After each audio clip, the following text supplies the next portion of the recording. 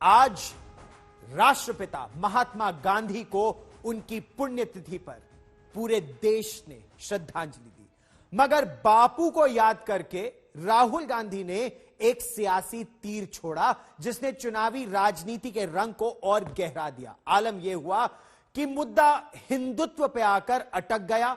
Bharatiya Janata party ने भी कोई कसर नहीं छोड़ी और कांग्रेस पर तीखा प्रहार किया। लेकिन सिर्फ भारतीय जनता पार्टी ने ही नहीं, महाराष्ट्र विकास आघाड़ी में कांग्रेस का सहयोगी दल शिवसेना, उसने भी कांग्रेस पर एक प्रहार सा किया। अब हिंदू और हिंदुत्ववादी के नाम पर जंग छिड़ी हुई है।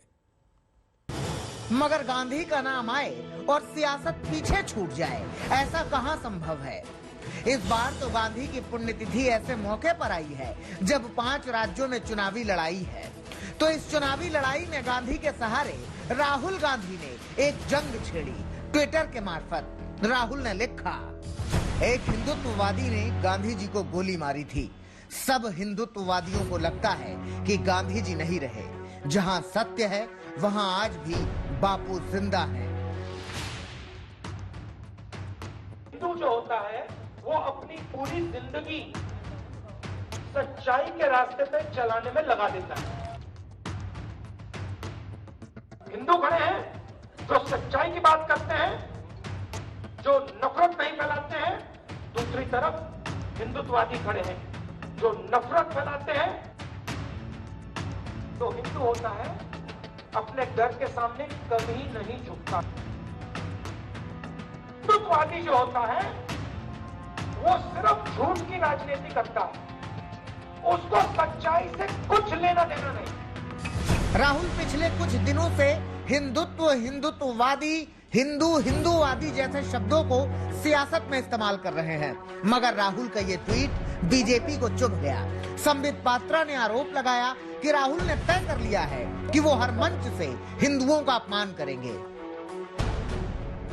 दुख के साथ कहना पड़ रहा है कि राहुल गांधी जी कहीं न कहीं ये हिंदू बैशिंग करके एक सैडिस्टिक प्लेजर का अनुभव करते हैं।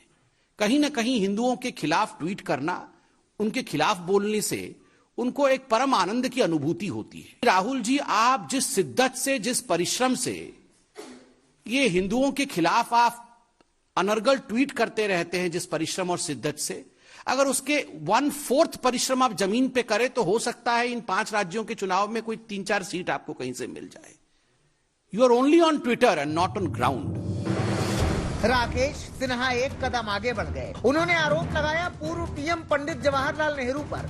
बोले, जब गांधी को एक बार मारने की नाकाम कोशिश हो चुकी थी तो नेहरू ने गांधी की सुरक्षा क्यों नहीं बढ़ाई।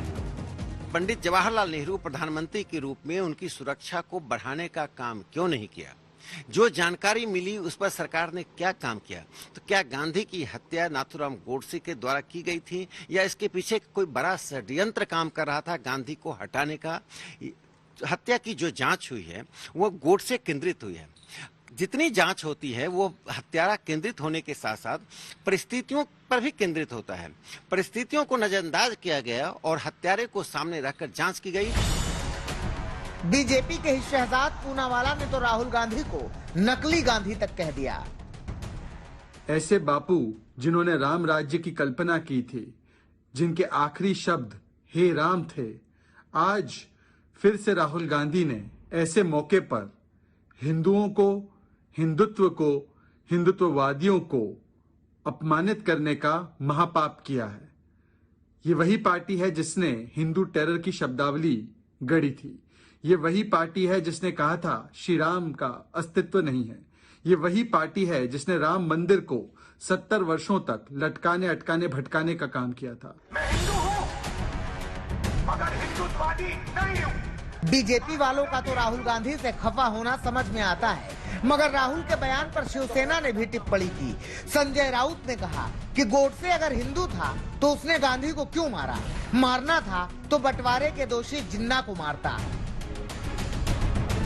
देखो, अगर हिंदुत्ववादी होता कोई असली, तो मैं मानता हूं पाकिस्तान की मांग करने के बाद जिसने यह हिंसा फैलाई, पार्टीशन किया, उनको कोई जाकर गोली मारता, वो देशभक्ति का काम होता। गांधी जी को गोली मारना निशस्त्र एक फकीर को मैं मानता हूँ ये ठीक नहीं था।